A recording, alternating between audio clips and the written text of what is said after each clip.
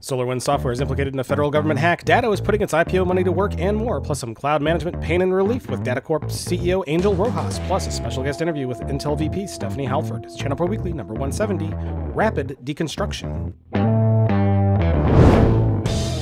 Hello and welcome to ChannelPro Weekly, episode 170. My name is Matt Whitlock, technology editor, online director, and your host of this fine program for people like you. And who are people like you? Well, I can tell you who you are not. If you think that the IT channel is nestled somewhere between the Food Network and HGTV on your cable box, you are probably not in the right place. However, if you believe that that means the VARs, the MSPs, the IT integrators, the system builders, the IT consultants, anything along those lines that has to do with computers and technology and businesses, even the Internet of Things, you are indeed in the right place, and we welcome you. And if you're not in the right place, well, we welcome you anyway, because we talk about interesting stuff and have a lot of fun here, and you will too. That is a promise. Joining me each and every week is the man of the hour, the guy who makes ChannelPro what it is, and that's no joke, executive editor, Rich Freeman. Welcome, Rich.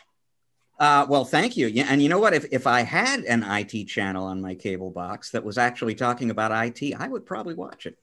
You know what? I think that's the next endeavor for ChannelPro. We got to go 24/7 cable network and programming 24/7, all about IT channel stuff. It'll just all be ChannelPro Weekly. You and me, just 24/7. And we're practically already that anyway. If for our longtime listeners know that a 2.5 hour show is not an uncommon thing around here. but the time does definitely seem to fly, doesn't it? And speaking of time flying, Rich, it is as of my calendar, this show going out December 18th. Man, 2020 is almost coming to an end. Can you believe that? I can, and I've been waiting for this moment, like so many people, for a while. You know, it started off rough, but I have to say it kind of flew by after, I don't know, like May. Everything is just kind of a blur. After that. That's probably how I would describe it. And it does feel like it was shorter in some way, but I think because it's just all one big weird blur. Yeah, and it's a lot of staying at home and not going anywhere, and I think that just kind of maybe made the days gel together, so it seems just like one big long day, something like that. I don't know. But the end of the year is fastly approaching, and fastly, yes, I can say that, fastly, quickly might have been a better word, approaching. But we have something special lined up for our listeners and viewers on New Year's. We are going to celebrate the demise of this year, the end of 2020, with a big bang, and have a New Year's Day celebration. Spectacular is the only way I can describe this, Rich, because we have gone off the deep end with this one. You want to tell people what's going to happen? Yeah, absolutely. We typically send out each week's episode on a Friday. It just so happens that New Year's Day is a Friday this time around, and so we are hosting a New Year's Day ChannelPro Weekly party. We went out and invited a bunch of former guest hosts on the program to join us. The original idea, my brilliant idea, was we'll just get everybody on Zoom at once. It'll be a big Zoom party, but that would have been total and complete chaos. So we kind of split it up into different shifts. But we've got 22 different former co-hosts of ChannelPro Weekly joining us.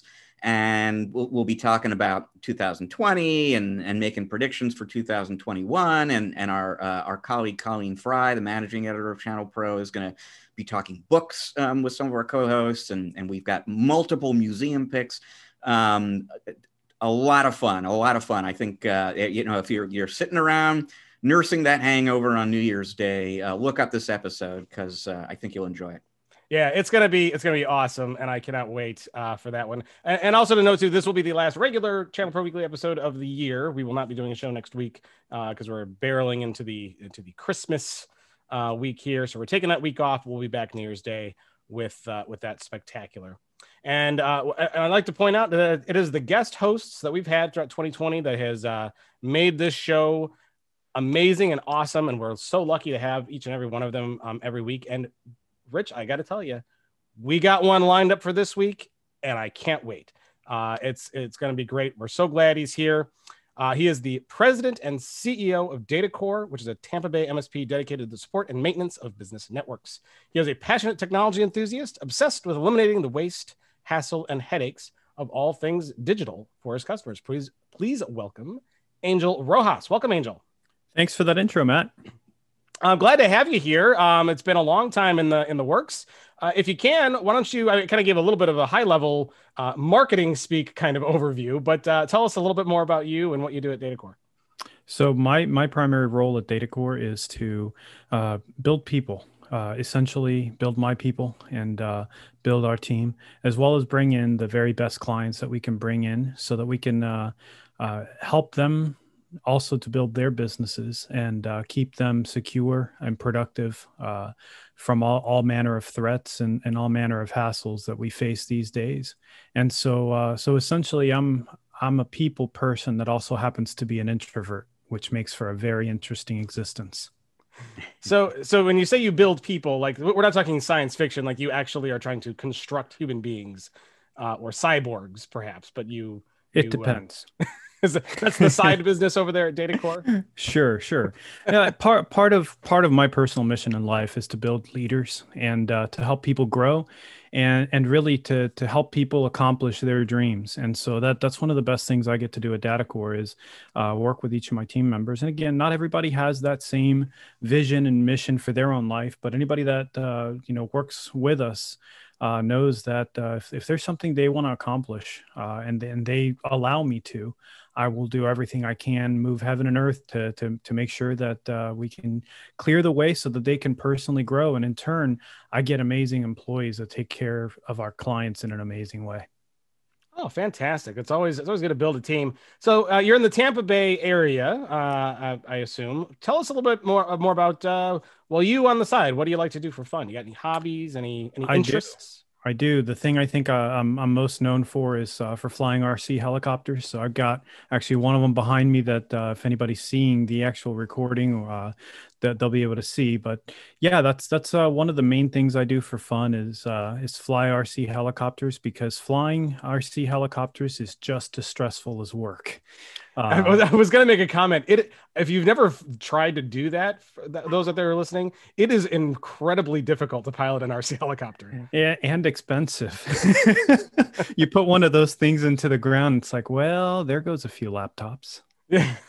Well, if you think flying a drone is difficult, flying a drone is a piece of cake compared to those things just want to stay still, right? The RC helicopters don't want to move or want to go all over the place. They don't want to stay still. So it's constant attention and care. And then if you want to make them do cool stuff, you just got to live with the fact that it might hit the ground and undergo what is it that Elon Musk calls it? Rapid deconstruction. Yes, rapid deconstruction. It's so true. Fun. Now, how did you get into that? Is that something you've been doing a long time? I've been doing it since about 2006. I didn't really get heavily into it until about 2017. And my dad used to fly helicopters for the Puerto Rico Police Department, so I've always been fascinated with aviation and aircraft. And back in it was 2017. At the end of 2017, I had a decision to make, because I've gone through a lot of changes in my life. When you're a business owner, the business becomes essentially your identity. And so I knew that I got to a point where I knew that wasn't healthy. And so I needed to choose which hobby I was going to focus on, because again, when you're a business owner, every dime you take away from the business could be potentially harmful. So you want to make sure that when you divert some of those funds, even personally, that they're going to yield a return. So I wanted to look for a hobby that I was going to enjoy and I was going to be able to enjoy regularly. And it was between RC helicopters or getting my pilot's license. And I figured I could probably afford to get the pilot's license. I may not be able to afford flying after that. So I chose, let me focus a little bit heavier on the RC helicopters. And I ended up probably spending more money on RC helicopters than I did I would have on regular flying, but I'm having a blast. Angel, it's a perfect segue. You mentioned things that are or are not healthy.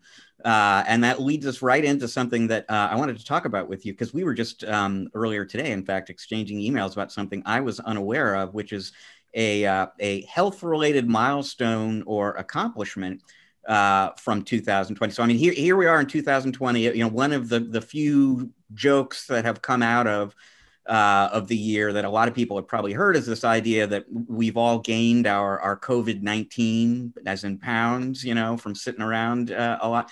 But you headed significantly in the other direction. So, I mean, just tell folks a little bit about what this is. Sure. So in June of last year, I made a very focused and deliberate decision that I was going to lose weight and I was going to get healthier. So last year at that point, I was 300 pounds and I was on blood pressure meds and I felt like death. I had back pain, chronic back pain. It was awful. So I closed out 2019 losing about 70 pounds. And if anybody was following me on the ASCII tour, you got to see some of that progress. I've got, ASCII, they do a headshot at every show. So I've got just a line of headshots and each headshot looks completely different. You guys had me on the cover of the magazine last year in October, and that shot was taken in January. So what I looked like on the cover was completely different than what I looked like when the cover was released or the story inside the magazine. So that was interesting for me. I was kind of like, okay, well, that's not me anymore, but it's neat to have because it just comes to show the difference between then and now. And so I closed out 2019 about 70 pounds down. And then I did about another 33 pounds this year, continuing on with my nutrition and fitness plan. So I got an Army Ranger, a retired Army Ranger. That's a good friend of mine. And let me tell you, we IT people, we are not the healthiest, but one of the healthiest things we have is a healthy set of excuses to justify our behaviors. And so I had to find the absolute worst person to deal with my excuses. And I'll tell you what, an Army Ranger, they don't give a crap about your excuses.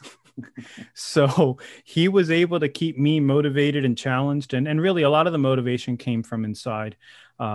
Once I started losing weight, it kind of felt, or it fed a bit of a chain reaction that kept me going. And it still does to this day, to the point where it's a challenge for me. It's fun.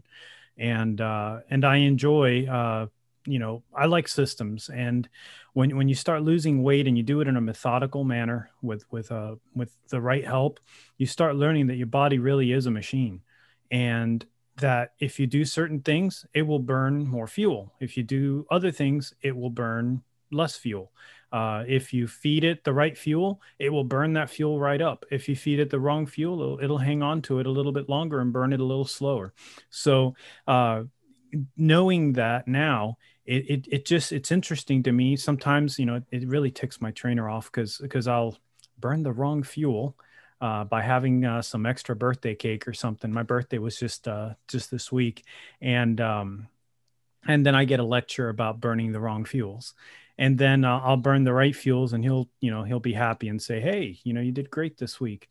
So it's just been fun and interesting. And the end result is I have more energy now. I have more focus. I'm better. I'm more engaged at the office. So my team gets a better version of me, as does my family. And in general, I enjoy life way more.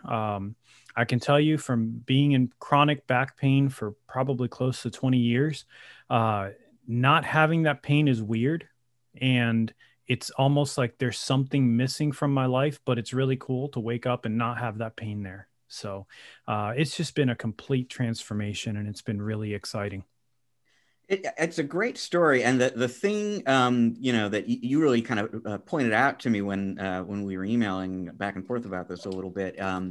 It's not something that any of us is unaware of. I think it's probably a truism within the channel that people who run technology businesses don't tend to pay close attention to their health. And there are all sorts of reasons for that. It's a very high stress, very time consuming a kind of job. Like you said, I mean, everybody's got plenty of excuses and reasons not maybe to focus on diet and exercise. But I mean, that has real implications for a lot of things, many of which you just kind of alluded to, ranging from your productivity at work to just your general feeling of well-being and so on. And so I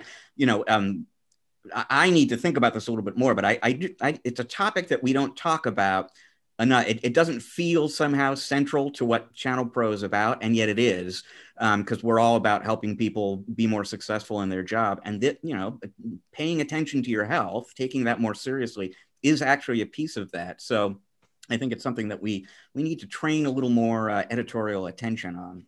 Rich, you know what I'm thinking? Workout videos. ChannelPro workout. Yeah, like 7-minute IT abs or something, So, all right. So we can start with a keyboard workout, right? Yeah. Hands down, hands up, hands down. Yeah. I like it. Things that you can do at your desk. Thumb lifts. And 1 and 2 and 3 and 4.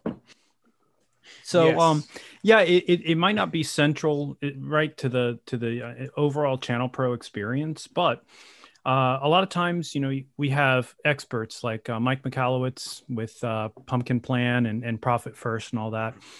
We have folks that like to do entrepreneurial operating system, EOS, entrepreneurial time system as well. And really what it comes down to with a lot of those things is getting a more introspective focus. So one of the most beautiful things I think about our industry is that a lot of us tend to be very, very good servant leaders. We tend to put others first, right? That is probably, especially as I did the ASCII tour last year, that's probably the one thing that I see the most that really warms my heart, is that our industry really loves its clients. And we love to serve. And the problem with that is that in turn, we tend to ignore ourselves and we tend to neglect ourselves. And so when we look at things like EOS, ETS, and Profit First and things like that, those things start to put the focus back on us and our own health. And so just like when you're in the plane and they say, if the mask comes down, put it on yourself first and then on others. We need to do the same thing, especially us business owners who are, we're solving other people's problems so much that we neglect our own problems.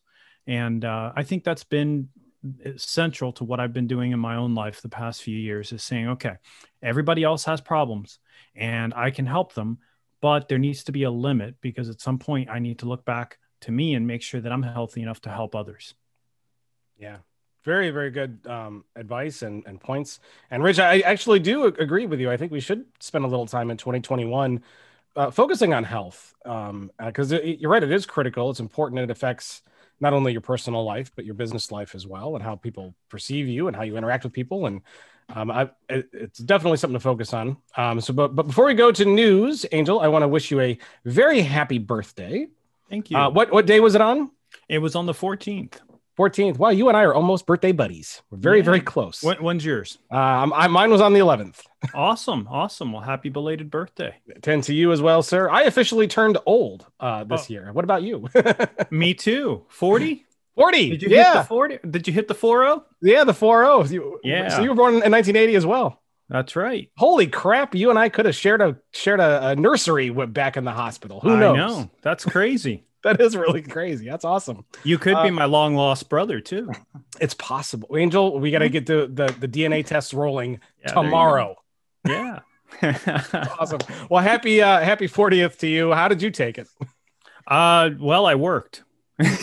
Yeah, I did too. I never usually don't work on my birthday, but I ended up working on my birthday this year. But I was not looking forward to this one, Angel. I got to tell you, I really just wanted to skip it and be like, you know what? I don't need this birthday this year. I was looking forward to it. My goal was to be at 200 pounds by my 40th birthday, and I met that goal. I was 196 on Friday, and then I went for a weekend of fun flying RC helis. And guess what? Monday, I was at 200.0. So I did enjoy myself during the weekend, but I took it well. I was looking forward to it.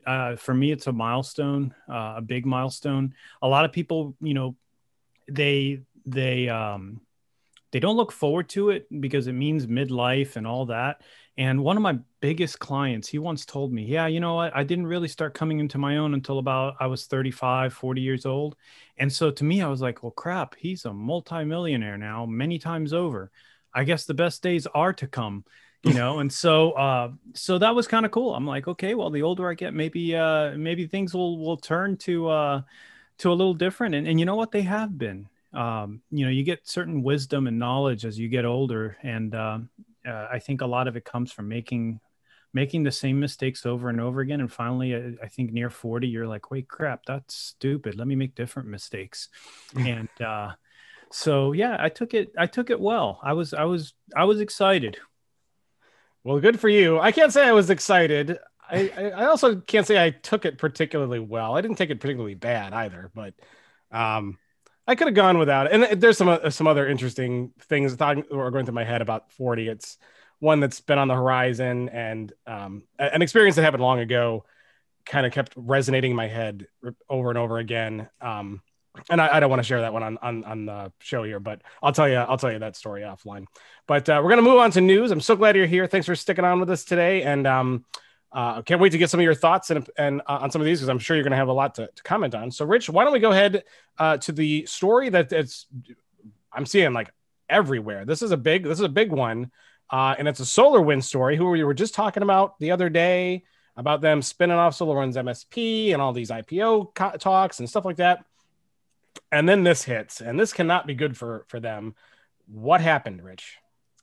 Well, as I'm sure everybody listening or watching right now knows, what happened is attackers believed to be associated with the Russian government made their way into the systems that support and are responsible for Orion, which is an enormously popular network management platform from SolarWinds. And via Orion, they were able to make their way into various agencies within the federal government.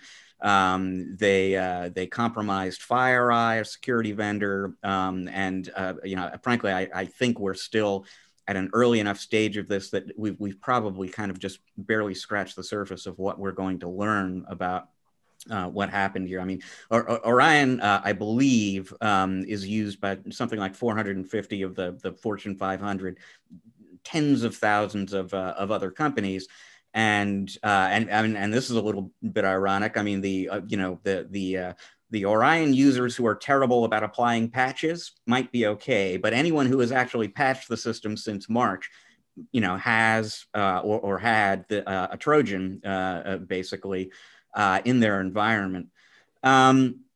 Just by the by, we haven't written about this at ChannelPro, and the reason for that is we have very limited editorial resources for news reporting, just in general, but specifically for news reporting. And I always figure if the Wall Street Journal and the New York Times are covering a story, I'm probably not going to add a whole lot to it on I'll let them kind of cover it. But ChannelPro Weekly is a good place for us to just sort of chew it over a little bit. And the one thing I'll point out quickly to the audience is this is SolarWinds we're talking about, not SolarWinds MSP. So SolarWinds MSP is a division. It's part of SolarWinds. But they have a statement up on their website right now that makes it clear there is absolutely no indication that either of the two RMM products that SolarWinds MSP is responsible for, was affected by this compromise. So the MSP-oriented products, as far as we know, are okay. But, the as far as we know part is kind of key here, and not just for SolarWinds. We've been talking for a long time about the fact that attackers are going after MSPs and the software makers who serve MSPs. And that's not just SolarWinds MSP by a long shot. There have been compromises involving ConnectWise and others in the industry. And, this is just another example of that trend. And there's going to be more of this coming. I think as well, the other thing that we can expect, another story from 2020 actually was the emergence of laws and regulations governing managed service providers. The state of Louisiana became the first state in the country to pass a law that actually, to a limited degree so far, regulates MSPs and MSSPs in that state. And it's very clear that the state of Louisiana has ambitions to get more rigorous about regulations. They're sort of hoping that MSPs will self-regulate essentially, so that they don't have to go in and do the job. But they make no bones about the fact that if that doesn't happen, they'll do the job themselves. And there are going to be other states. We're just past an election now. We're still in the middle of the pandemic. But when those distractions are out of the way, I guarantee you other states are going to start getting involved in this too. And it's going to be incidents like this that really drive that. And, we've been talking about giant breaches for years. You wouldn't think that we need, something else to inspire more government action in this area. But I really do think we've kind of reached a tipping point in terms of public awareness of security threats and security dangers and impatience with it.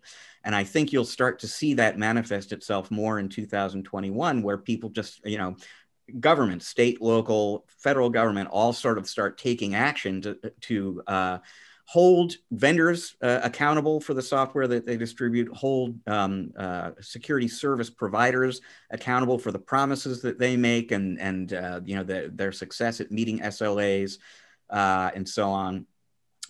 So it just a big story, kind of a sad story. I feel for the folks I know at SolarWinds, quite honestly. And I am sure that every other company out there that makes network management software for MSPs or anyone else is kind of triple checking the code as a starting point, but also just sort of feeling like they're but for the grace. It could have been us, and thank goodness it wasn't. I think that's one of the interesting things about this story, at least as far as I've read, was that this is not like it was a breach from the outside where they got in. They actually implanted code into the development build of the software, right? Yeah, it's an amazing thing, and my understanding is they got into the server infrastructure that supports the updates. And that's how they were able to, anytime anybody updated the platform, they were also downloading this Trojan. And, a quick aside, because this was one of the first things that popped into my head when I was reading about this a few days ago. I thought back to an interview I did in July with a couple of different executives from SonicWall. And one of whom is the VP of product architecture. And I can't remember if I asked the question or we just got onto the topic somehow, but we were talking about what is it that keeps you, what's the threat that keeps you up at night? I was asking this of the VP of product architecture there, and his answer was supply chain attacks.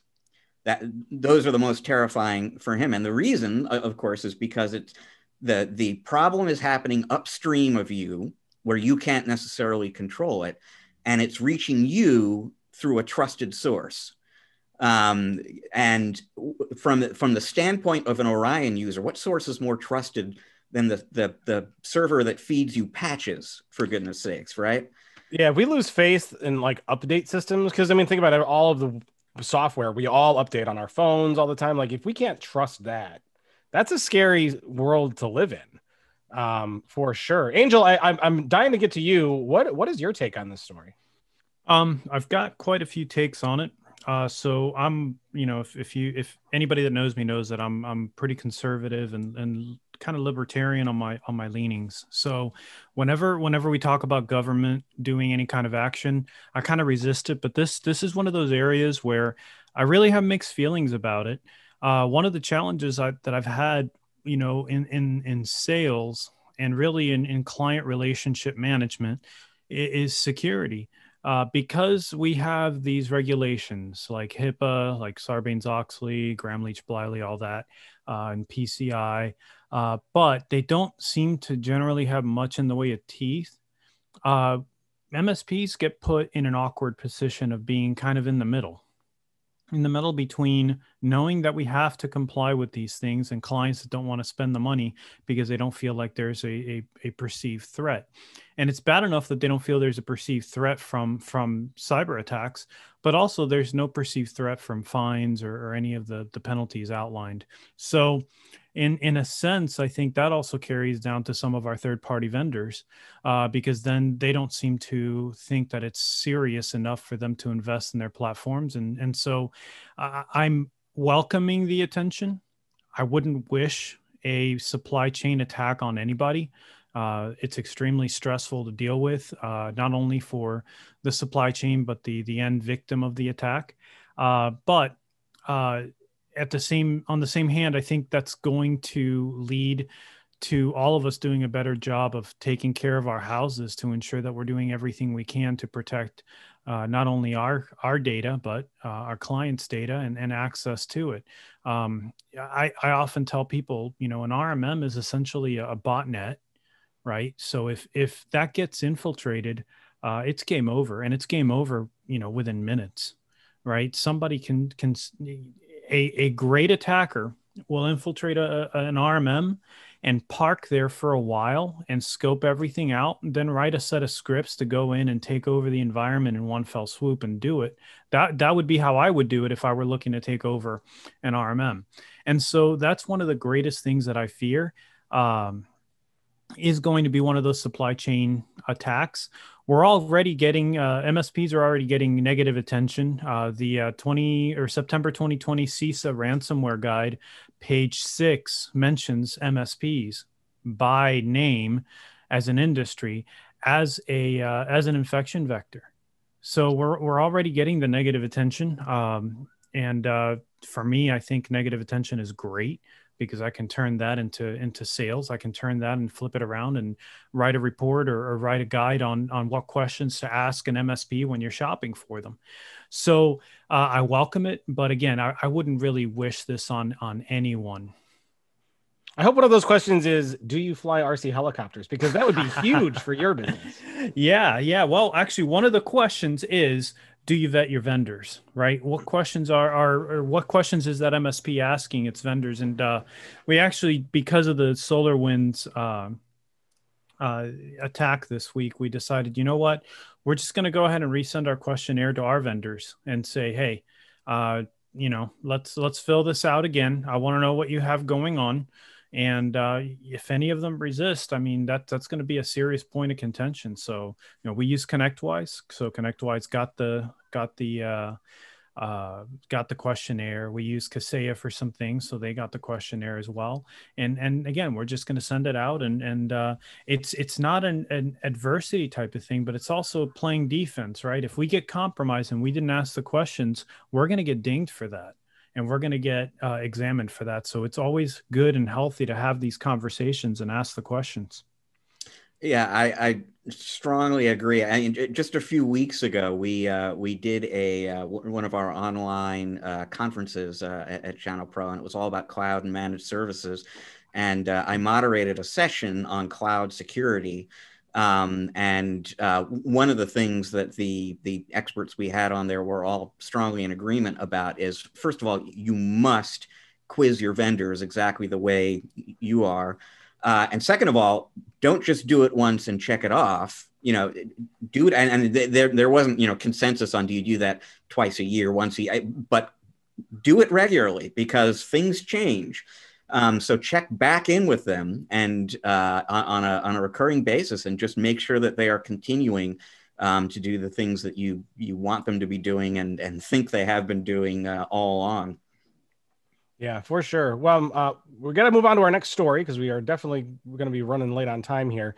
But Rich, I also want to point out, we were kind of joking around about, because SolarWinds was going to, the writing's on the wall that they're going to spin off SolarWinds MSP. I think we both agree with that, right? Oh, yeah. I think now, for sure, SolarWinds MSP will absolutely want to rebrand. Right. Yeah. No joke. That is a guarantee. You heard it here first. All right, we're going to move on to our next story. And I don't think we're done talking about that story, Rich. I think there's going to be some broader implications from that SolarWinds story, but we're going to move on for that today. We'll come back and we'll revisit that down the road. Datto's in the news. They have outlined some plans for for putting out bounties. Are they in the going after criminals now? Like what kind of bounties are they doing? Well, we're talking here about the bounty, the big basket full of money that they raised earlier this year when they did their initial public offering. They came away from that with $594 million that they raised in the investment markets. And last week they hosted an online partner conference. And at the beginning of that, there was a Q&A session with Tim Weller, who's the CEO, and there were just some interesting, it was a very interesting interview that he did. And we just picked up some hints and some clues about what those folks are focused on right now and what they might be planning to do, not just with the money they now have at their disposal, but just in general next year. And so three quick things that were key takeaways for me. And one of those is just exactly as they did on the day of the IPO, the thing that they emphasized most strongly was continuity. And not just because this is a business continuity company, but because anytime something big like this happens, an IPO, for example, partners get nervous about change and am I not going to be working with the people I used to work with before? Is their attitude going to change? Will they cut back on support or product R&D, whatever? And so on the day of the IPO, I interviewed Rob Ray, their VP of Business Development, and the key theme that he really wanted to hammer home is it's more of the same, folks. We're sticking with the strategy. That's what enabled us to get to this point. And so don't worry so much about that. And Weller really emphasized the same thing last week. That said, again, there is some money that they can put to work now. And interestingly enough, one of the areas where it sounds like they will be putting that money to work is in the realm of cloud management. And we may be talking about that a little bit later on in the episode here. But I really kind of think this is going to be a giant recurring storyline in 2021. I know it will be for ChannelPro, which is just this idea that the channel, the industry is set up beautifully for managing endpoints right now. It's not so good at managing cloud applications and infrastructure from a tool standpoint in particular. And they're aware of that. They're more than aware of that at Datto. And it really sounds like they are prioritizing efforts to build more cloud management capability into their platform. Now, they didn't talk about this. It wasn't a product roadmap discussion. They didn't get into details on that level, but they did say that they are going to increase the budget that they dedicate to management and continuity for the cloud, specifically 40% in 2021. So that's one place the money is going to go. And that's probably a good thing because I think this is a big problem that the industry has really only begun to chip away at. The other thing, and this is interesting too, and this is an area where they are not yet apparently going to be focusing money, and that is security. Now, their biggest competitors, you look at the aforementioned SolarWinds MSP or ConnectWise or Kaseya, all those companies have been very aggressive in rolling out security products, making security-related acquisitions. I remember having a conversation. I interviewed Tim Weller about a year and a half ago at the 2019 DattoCon conference, and he indicated that from a Datto perspective, security is a big issue, but they weren't really at that point convinced that SMBs were willing to spend a lot on security. So is that really a good opportunity for our partners? And basically what he said was, we will get into security probably at some point down the road when it makes sense, but we're not really working on that right now. A year and a half later, last week, he said almost exactly the same thing. They are still at a point where now, the big difference between what he said a year and a half ago and what he said last week is that given a lot of what we've seen this year, they are starting to see more interest in security, more willingness to spend on security among SMBs. So that picture is starting to change, and therefore Datto's attitude about getting into security is beginning to shift as well. But the point made last week and 18 months ago and several years ago in an interview I did with Austin McCord when he was CEO of the company is when and if Datto gets into security, they're not going to do it with an also ran product. They will be looking for an opportunity to do something special, something compelling, something different. And that is still the objection. So their minds are more open to getting into security now. But when they do that, they're going to do that with something that you haven't seen somewhere else. Angel, I'm going to turn it over to you for comment. What do you think? So there's a lot to think about there. I, for one, have not been a fan of a lot of the consolidation that we've been seeing in the industry. So I'm not as excited as others are about an IPO and you know, some of Datto's moves there. And I'm not shy about saying that. I know it'll probably upset some people, but they can get over it. We're all big boys here, right? And the reason why I'm not a fan of the consolidation is I think it takes focus away from certain things. So when I hear security, I think a lot of our channel vendors, the most overlooked point of security, and again, this won't be a shocker that I'm saying this, but is the introspect. And security starts with transparency. It starts with openness. It starts with, you know, what are we doing to take care of our own house? And so by that, I mean, we've had channel vendors that have been breached, and step one in a breach for them has been to try and deny that it happened.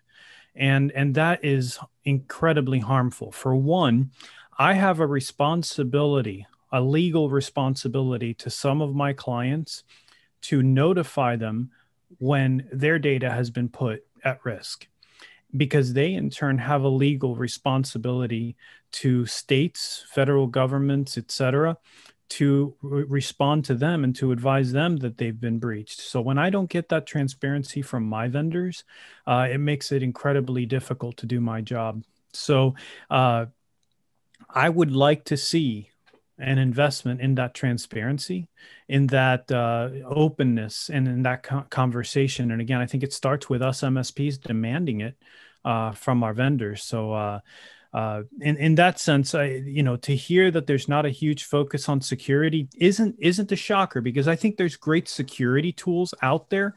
But what I'd love to see is to say, okay, you know, we're not going to focus on security tools, but here's what we're saying when it comes to, or here's what we're doing when it comes to transparency, et cetera, et cetera.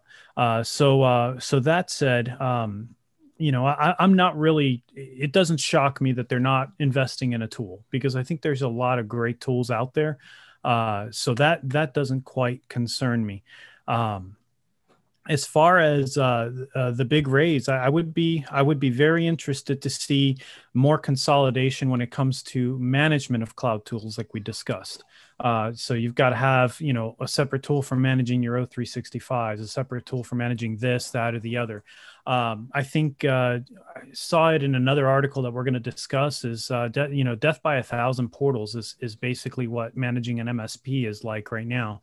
So I'm definitely excited about, to see what is in store. Cloud management is going to be great. I talked to another a vendor earlier this week, and I said, hey man, you know, I know you see these guys as a competitor, but maybe they're not. Let me pose this to you. Why don't you call them and say, hey, you don't do everything we do. We certainly don't do everything you do, but what if we made some kind of a way to pass through authentication over, so that we can kind of make our tools work seamlessly and provide my end user, my client, a better experience? And so I would welcome better identity management, better integration at the very minimum for authentication between tools, so that we can use a product like Microsoft's ADFS and single sign-on to then be the gateway into some of these services. I think that starts to solve a lot of security issues, a lot of password issues, a lot of event logging issues, where you now have one gateway that you have to guard, instead of having to guard a bunch of different gateways. So that's the type of stuff I would love to see come out of these commitments and these promises that are being made. Yeah, for sure. And we will have to follow what Datto does with its money over the next coming year, because it's going to be interesting to see what they do with it and how they grow. A lot of eyes are on them.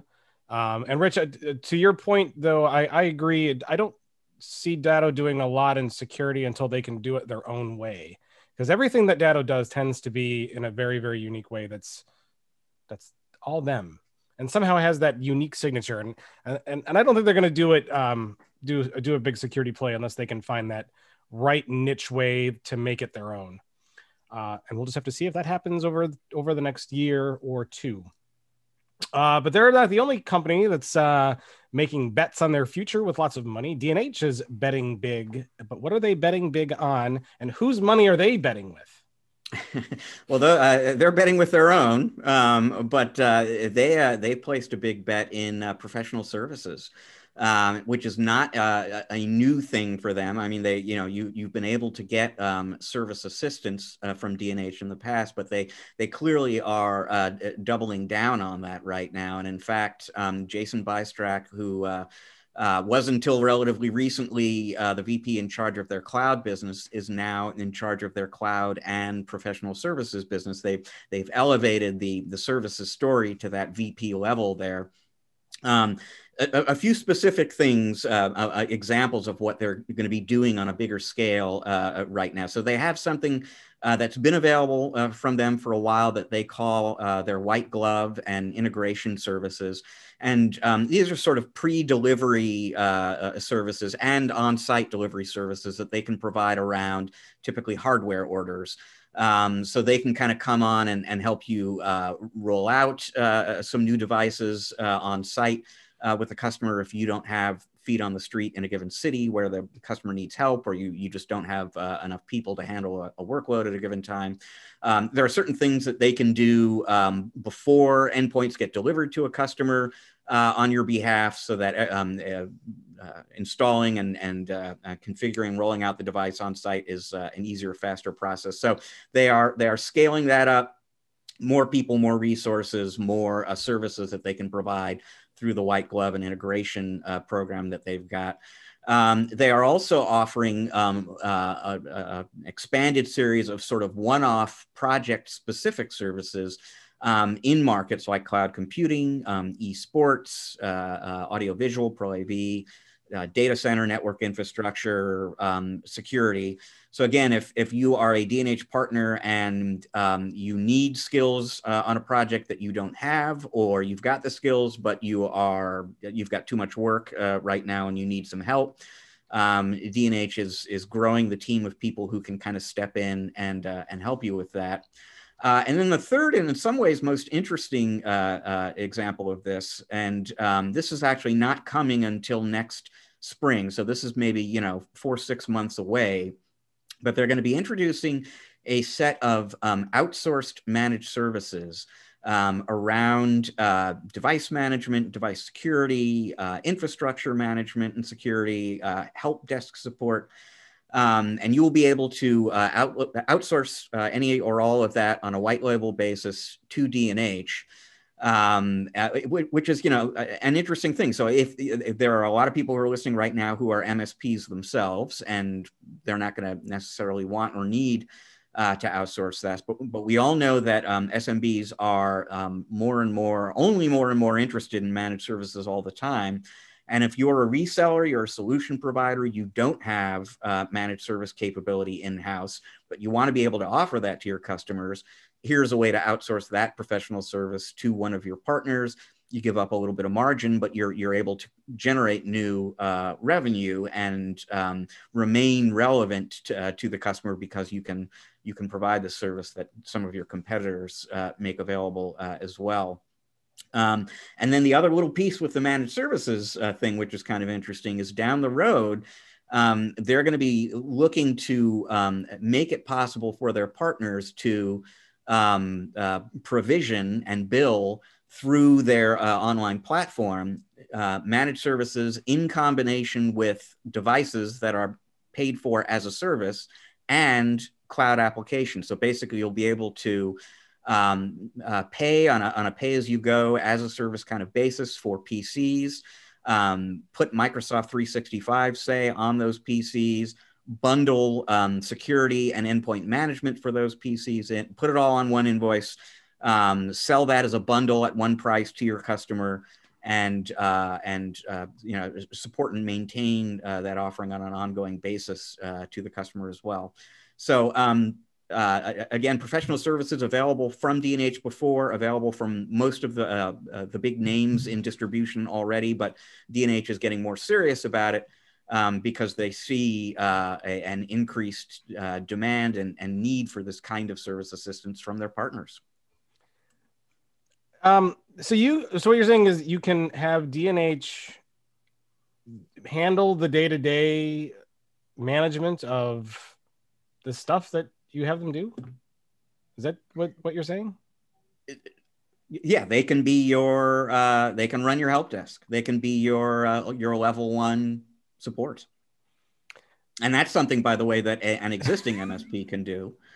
Right. It's interesting. I see like with the way these distributors work now and how you can basically outsource everything, including the day-to-day management, like you could just be a good salesman and not have anybody else on staff and just have your whole operation outsourced. Well, and we may even have had this conversation before, because every now and again that thought occurs to me, and I just think I'm making a huge or missing a huge opportunity. But because you're right, you can outsource the day-to-day management and the installation, and it's like all the service aspects of working with your customers, and you can do that on a coast-to-coast basis, right? So I'm in Seattle, but I could theoretically open up a business and have a national customer base, and my distributor is doing all the services work for me. And you mentioned, all I have to do is the selling, but I don't even have to do the marketing, right? Like we both know Terry Hedden and his wife Andra and Marketopia. Like I can hire Marketopia to go out and get me the leads. Like all I have to do is show up for the sales meeting and close the deal and just, check in with the customer now and again, make sure that they're happy. Everything else I can outsource. It's a crazy world we live in, Rich. Angel, what do you think? So this to me sounds like a great opportunity for those MSPs that want to do government and public type work, where the sales cycle lends itself well to that type of a disconnect. I can tell you that this would never work with the type of clientele that I deal with. They like to have that local face-to-face type of hands-on support and hands-on and high touch. Also, one of the interesting things that we overlook a lot when we do these things is chain of custody. And with security, chain of custody is everything. So when you are dealing with a breach or when you're dealing with a security incident, and all of a sudden the audit logs of how things were handled, how passwords were handled, et cetera, come into light, us as an MSP, we could be facing a very difficult conversation with a client that had no idea that we had outsourced everything and that we were essentially a middle guy. So this is definitely something that, again, it takes a little bit of wisdom to deploy. I think, again, it lends itself fantastic when you're dealing with a school, when you're dealing with a school system, when you're dealing with a government where a small MSP may win a deal based on perhaps their small business or small disadvantaged business, and they win the deal by that channel where it's perfectly acceptable to do that. But when we're dealing with private industry and smaller to medium-sized businesses, a lot of times that could put a hurt on the relationship, and then the client asks, well, why didn't I just call Dell directly and just cut out the middle guy if all I'm getting is a middle guy here anyway? The flip side is, D&H could wake up one day and decide we could probably hire salespeople for cheaper. We could probably buy Marketopia for cheaper and bring it all in-house. And again, this allure because I'll say it, we're lazy. IT guys are very lazy, and there's an allure to have people do a lot of these things for us. But then again, okay, that's perfectly fine if your desire is to build a healthy profit. Nothing wrong with that. Me personally, I have a different mission, right? We started talking about that at the beginning of the podcast. I want to build people. And when I outsource too much, I don't get a chance to build people. And so that kind of takes the fun out of it for me. I like the challenge of having a help desk. I like the challenge of having to manage people. It can be infuriating. It can be maddening at times. But when you see people grow, when you see people come out of their shell, when you see them blossom, it can be so rewarding. So it's something to think about. You know, what is your goal for the business? What do you really want to do? And for some folks, this is a fantastic solution. For others, it could be something dangerous. Yeah, you know, it's interesting. You brought up one thing that I didn't really think about until now, but with all of these professional services that distribution offers, they are actually, like, as you said, one business decision away from just saying, you know what, we can just be a big national MSP. We already have the resources, the personnel, the staff on hand, the inventory, and the experience.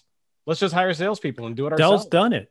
Dell's Yeah. known for poaching clients away from MSPs. It's happened. There's others in the industry that have done it. So, you know, there's nothing that stops them from doing that. And what are we going to do? The little guys, we don't really have a strong enough voice to make a dent on any of their sales in order to keep them from going into our business. Yeah, interesting point and stuff. Angel, I know we're hitting the end of the time limit for you. Can you hang on for one more story? Because I definitely want to get your take on this. All right, so Rich, why don't we move on to our story that we wanted to talk about, which is about cloud management pain and relief. Now, this is not like back pain. I think he's got that figured out. And this is a little bit more than taking on the ibuprofen. How do we deal with cloud management pain?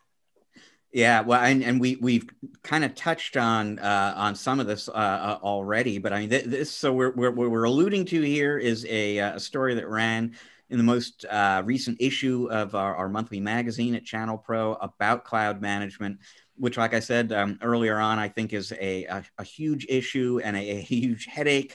To go with that metaphor that MSPs are dealing with right now, and death by 1,000 portals, as you were saying, and Angel, is just a perfect way of putting it. On the endpoint, on the device side, we've got these tools that consolidate, a lot of the functions that we need to oversee this hardware in a centralized kind of way. We're well down the road towards the single pane of glass, at least, but it really isn't that way on the cloud side right now. And, every platform has its own portal, and you're jumping back and forth between them. We all know what a SAP on productivity that is for technicians and for managed service providers and so on. So this is a big issue right now. And we're sort of at a stage in things where the vendors that are most serious about that issue are smaller, newer companies that are kind of focusing specifically and exclusively on that cloud management issue. Now, we had Gavin Garbett from Augment on the podcast some weeks or months back, and that's a company that's brand new this year, and that's all they kind of do is cloud management. In a few weeks' time, I'll go ahead and preview for folks now, but the second episode that we do in 2021 will feature an interview with Peter Sandiford, who is a contemporary of Gavin's. He used to be the CEO of Level Platforms, one of the pioneers in RMM software, and now he's in the cloud management space as well. We'll talk about that with him some in upcoming episodes. So right now it is these smaller, newer companies that are focused on this, and then companies like Datto and frankly SolarWinds MSP are noticing that this issue as well and beginning to invest in it too. And so as we go along down time, the pain relief to the cloud management headache is going to come through what these platforms and these vendors increasingly make available. And that is automation. There's a lot of hands-on work that's required right now. We need to automate as much of that as we can. And that will, this will be more and more doable over time as the tools become more robust. Standardization, and this is something that you as an MSP or another kind of channel pro can actually control a little bit more now, which is to the extent that you can limit the number of cloud platforms that your customer is using. And this is not an easy thing to do. But if you are focusing, you're going deep on a smaller number of applications and platforms and so on, that's going to reduce the number of portals that you have to deal with and make that management task a little bit easier. And it's also going to simplify the security side of things quite a bit.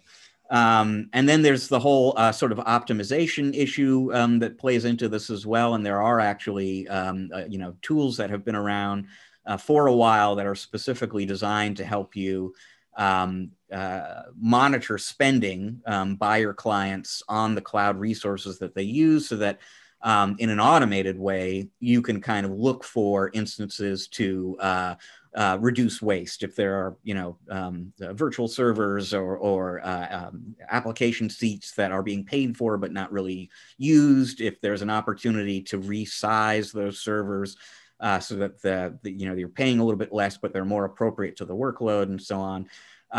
Hunting all that down by hand obviously is very expensive. One of the things you can do to ease that task is take advantage of some of these tools out there. But this is it's a giant need, a giant area of increased attention down the road, and it's really just in its infancy still right now.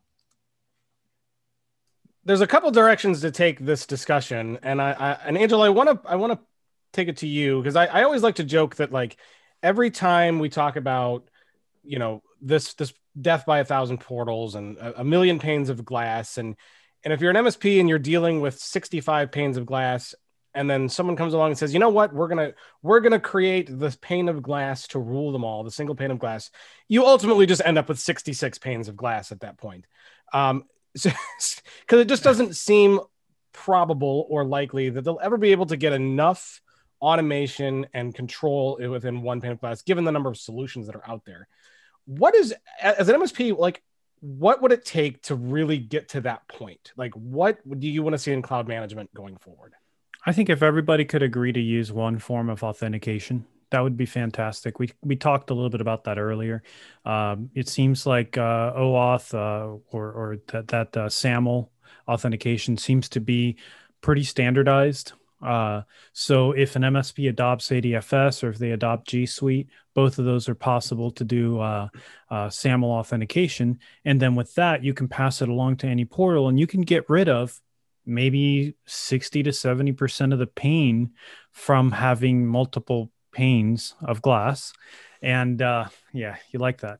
Yeah, you can get rid of a lot of the pain by getting rid of the authentication, and then the audit logging that you have to do to satisfy a lot of the security concerns that come from using multiple portals. So I think that would be a great place to start. Is let's just all agree to an authentication methodology. Then the next step would be, all right, let's and actually there's a vendor. Am I allowed to talk about vendors at all? Okay, yeah, cool.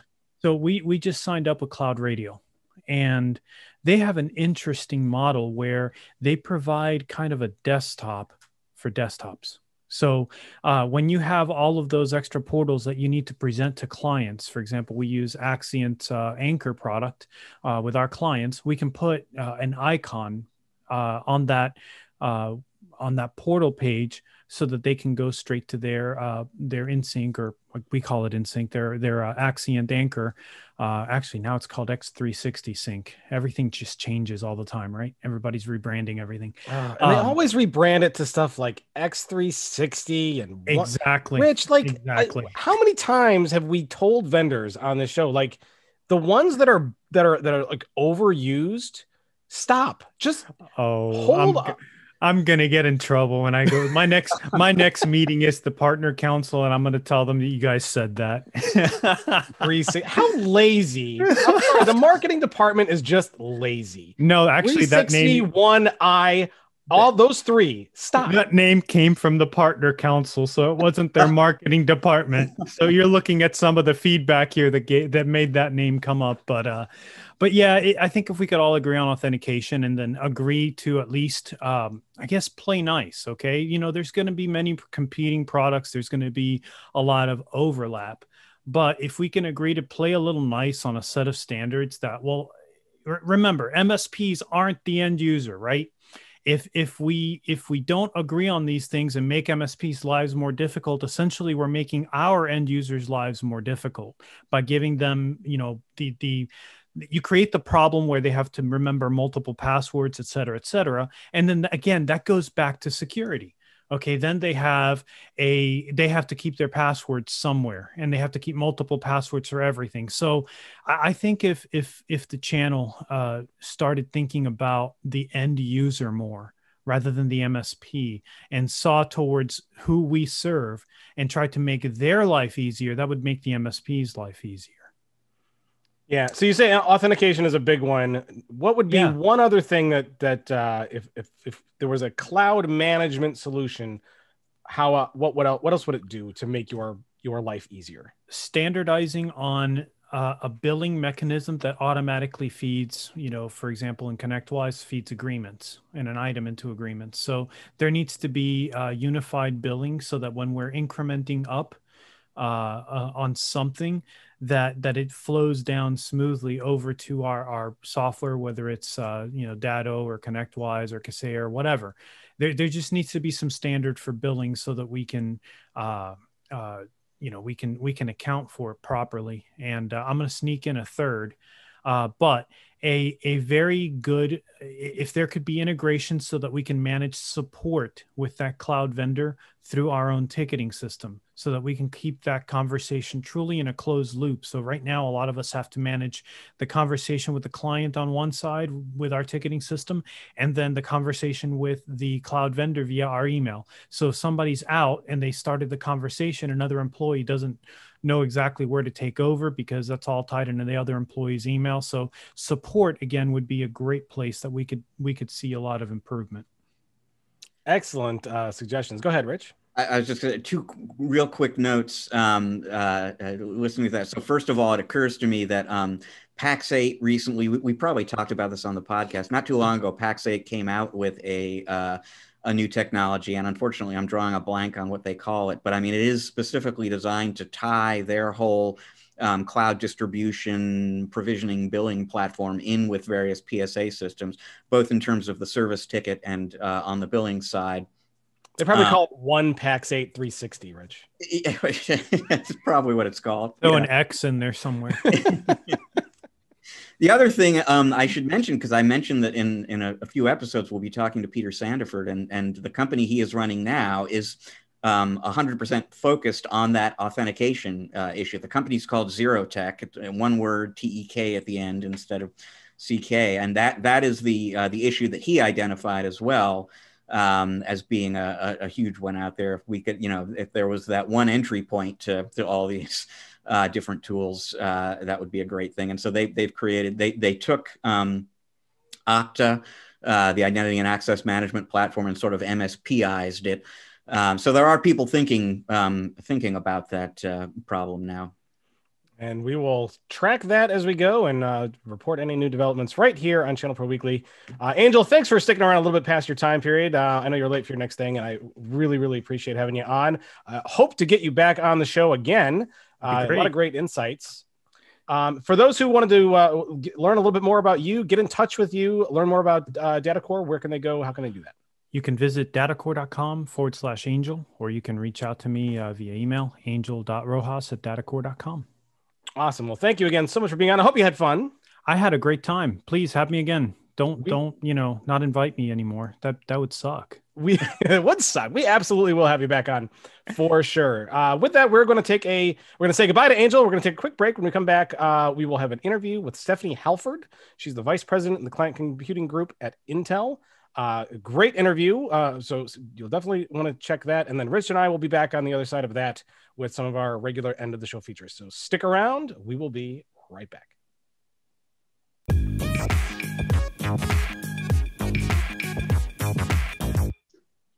And we are back with a special guest interview lined up for you today. We're very excited. She's the vice president in the client computing group and the general manager of business platforms at Intel. Please welcome Stephanie Hallford. Welcome, Stephanie. Thank you. I'm thrilled to be here. Virtually, of course. Right. Virtually, of course. Well, we're glad to have you here. If you can, take a minute or two and tell us about a little bit more about you and your background and what you do at Intel. Yeah, my role currently is General Manager of Business Client Platforms, and I'm Vice President of our in Intel of our Client Computing Group. So what that means is essentially this is the business unit at Intel that manages the strategy and overall business of our notebook and desktop client, which is in our vernacular PCs, into business. So it's the B2B aspect of our client business. And I've been with Intel now about, I can't believe it, about 20 years. And the bulk of that time has been actually with Intel in Asia. And I spent many, many years in Beijing and then in Hong Kong, and started the career with Intel in Santa Clara before I did all that. And now I'm here in Oregon. Wow. So you were actually like living overseas for quite a while. How long were you doing that? A long, long time. Well, in my life, I've spent probably 2/3 of my life. I was born in Bangkok, Thailand, and grew up, as a kid, I grew up overseas. And then in my professional career, I was, pre-Intel, 5 years in China. And then after Intel, another 10 in China and another 4 in Hong Kong. So I guess that's about 20 years of my professional life. Yeah. Also, overseas. Wow, that's such a cool backstory, and neat that you've been so many places. So let me ask you a question: how many languages do you speak? Sadly, I do speak Chinese, but I wouldn't claim to be fluent. My reading and writing is non-existent, but I can carry on a conversation. And it's gotten a little rusty, but I could go to lunch and I could do some business meetings in Mandarin Chinese, not Cantonese. And then that's it. And English and a little bit of smattering of Tagalog and some fun other languages, but nothing That's awesome. big. So when you go to a Chinese restaurant, everybody looks to you to order from the secret menu, right? Yes. Yeah, always. And then that's the part. Yeah. And then when I love that, I love going to Chinese restaurants because I get to practice, my Chinese, and that's fun. Well, that's awesome. Well, glad to have you here. Rich, I'm going to turn it over to you here for a second to kind of set up kind of the direction of the interview and what we want to talk about. And I want you to do that, especially because my voice is slowly disappearing this morning. So take it away. Yeah. Well, while you try to track down your voice a little bit. And no, Stephanie, I really appreciate you making time for us and coming on the show, because this obviously has been a crazy year for everybody in a lot of different ways. But even just within IT, it's been a crazy year for client computing. And you're right on the front lines of that. So, I mean, tell folks a little bit how all of the unexpected stuff that has happened this year has impacted Intel and your partners. It has been an absolutely unprecedented year. And I would say that, a couple themes have come through. Number one is, while I've always been empathetic to our IT partners in whether it is through a solution provider partner or the end customers they serve, or, et cetera, IT has a tough job. And this year it got even tougher. Always budget constrained, always worried about how to, keep users, and customers happy. Now they're doing it while completely revamping networks and remote capability and security and, all the things that they were tasked with doing originally, which was moving to the cloud. No small feat. So I think, I guess one big thank you to, all of our IT departments, whether they are in partner organizations or those customers they serve, because it has been a tough year. And I'd say the other real takeaway for us has been that while we didn't really plan on, obviously we didn't plan on a pandemic, many of the pillars that we were have been building our products around, I think we really realized we've hit the mark, because those fundamental customer needs haven't changed. Things like security, being able to manage remotely your network, the performance to handle all of these agents, and a stable, roadmap. Those haven't changed. And while they've gotten more complex, fundamentally the needs, in businesses have remained pretty constant around those 4 pillars. Now, I mean, you folks are at a different sort of point in the supply chain than a distributor or even an OEM who has, back in the spring, they were scrambling to get laptops and whatever else out to people who were suddenly working from home. But I mean, how has the whole work from home phenomenon affected Intel? Have you seen changes in demand in terms of what your partners need and are asking you for? Well, certainly an uptick in overall demand. The industry is really seeing the PC become essential to this new reality. And we've seen a big change from desktops to notebooks, and I would expect that to, continue. I think even at the home, we've all realized that we need to be mobile in our home offices. The kids are home, you might move to another room in order to get away from, the noise, or just your sanity move between spots, as the sun changes. So we've seen a notebook surge. We've seen an overall just surge in PCs. And I think the realization that the PC is now even more importantly that tool to just about everything you do outside of your home, whether it be with loved ones, collaborating and keeping in touch with family, or certainly your presentations to your boss now, or, keeping in touch with your peers, or working together, on an assignment.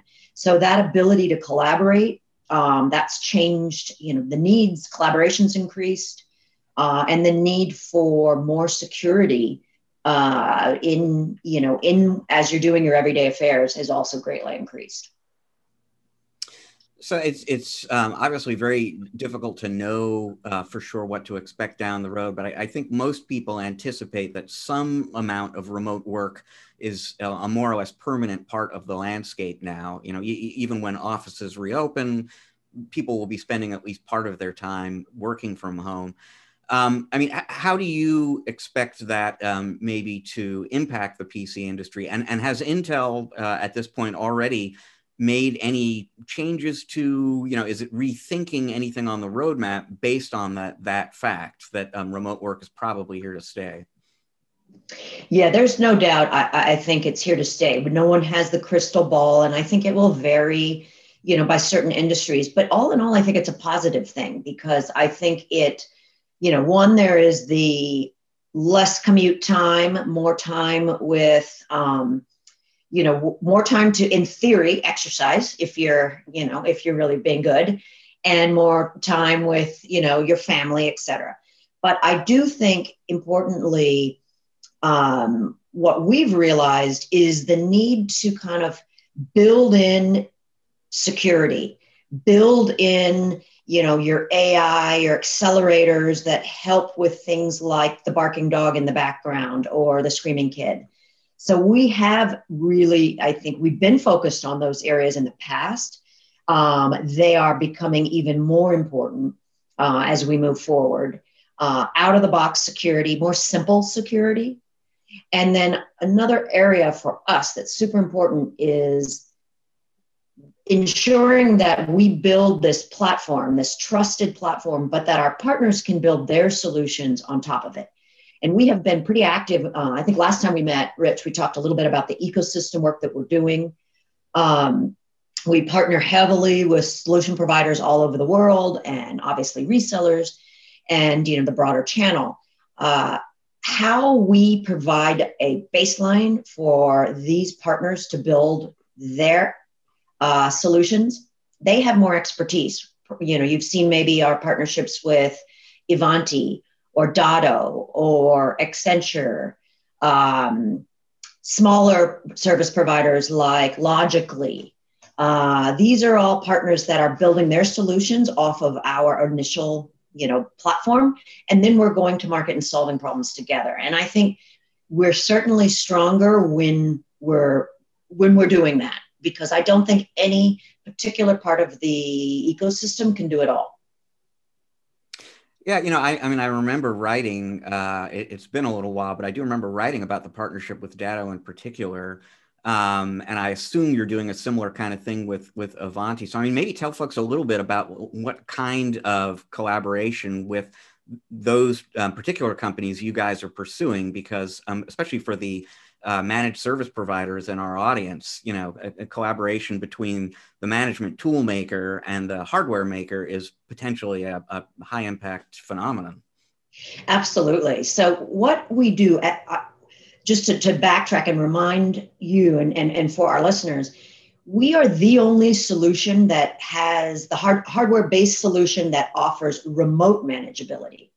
So we build into all of our vPro systems the capability to, in or out of band, reach our endpoints.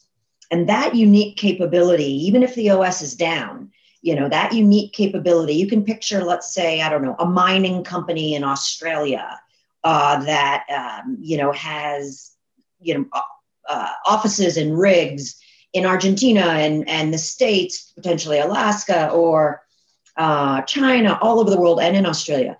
For them to reach their endpoints is massively important, expensive, and complicated. With our endpoint management assistant, which is based off our active management technology, it's essentially a tool that allows their IT departments to reach those PCs wherever they are in the globe, in country, out of country, in or out of band, wirelessly or wired. And we're the only solution that does that. And so when you merge that technology into Ivanti's expertise on endpoint management, Datto's ability to feed into so many partners and offer that additional level of confidence, we've seen it go through the roof. It's been incredibly important now more than ever, as companies are not able to get out to their endpoints as easily, or they don't want to risk IT health, to go and get to those areas. And I assume you couldn't, name names, but I mean, is it safe to assume that you folks are talking to some of the other companies in that space about similar partnerships? Yes, certainly we're looking, because we've built this, we see ourselves as really this enabling platform. And again, the ability to offer this technology is more powerful when we partner with other solution providers, and kind of 1 + 1 = 3.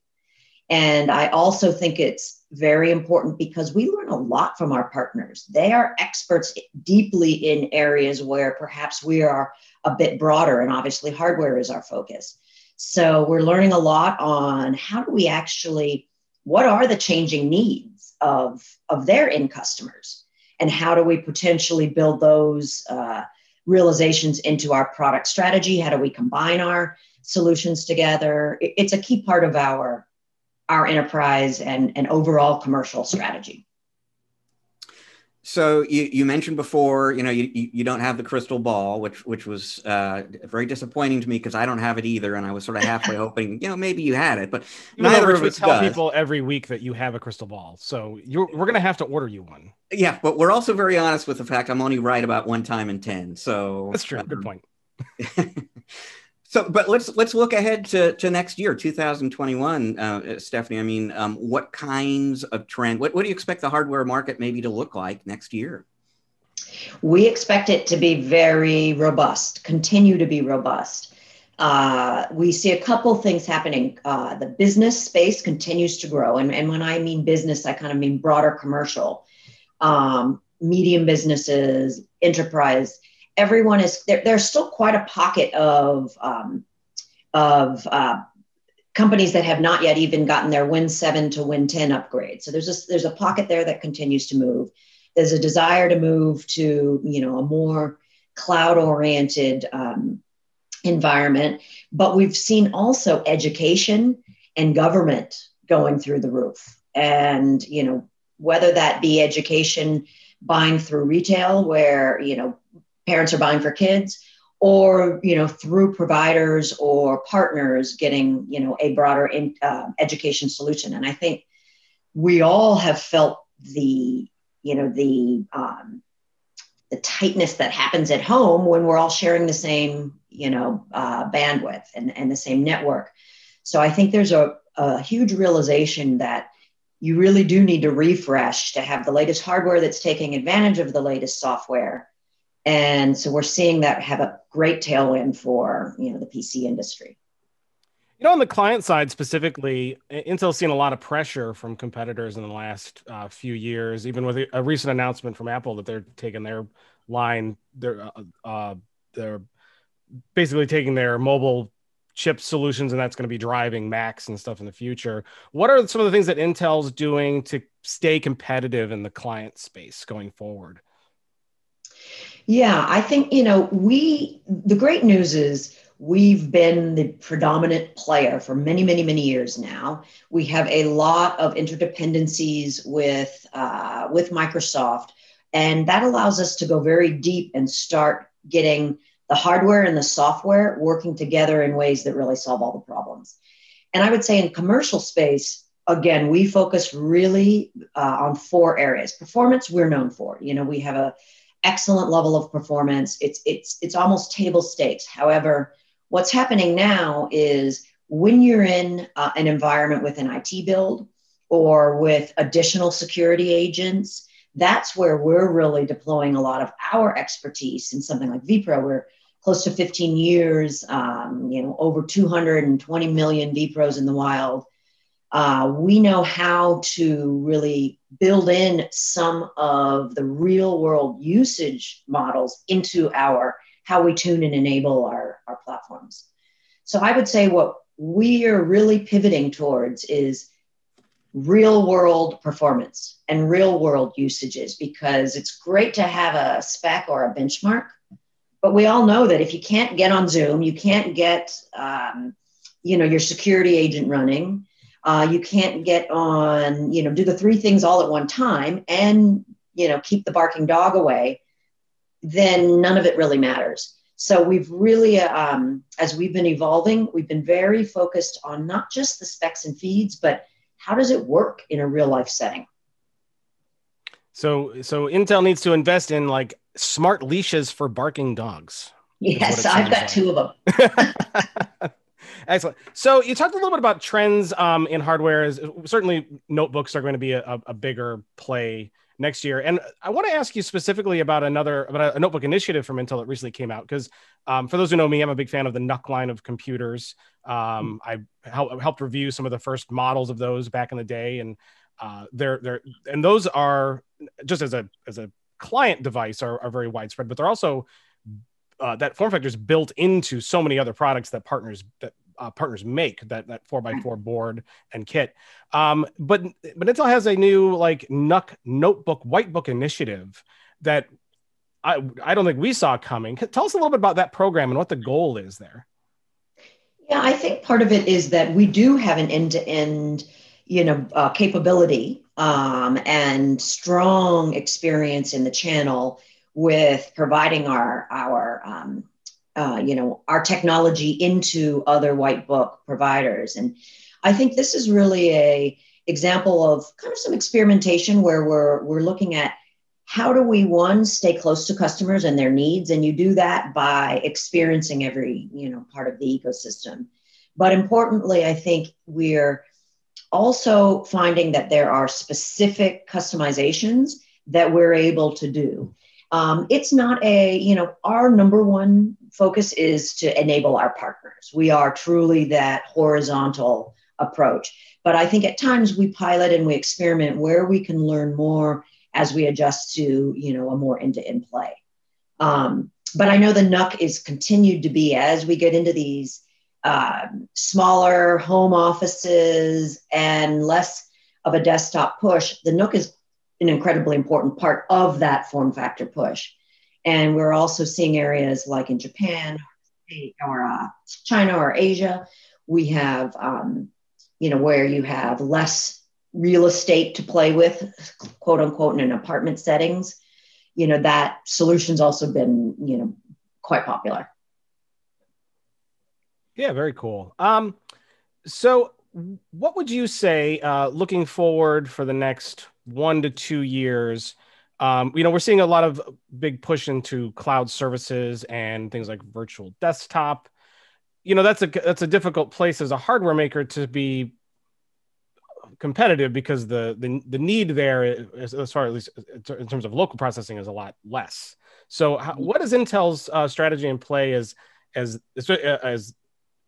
virtual desktops become more and more popular, being fueled by this pandemic and work from home initiative?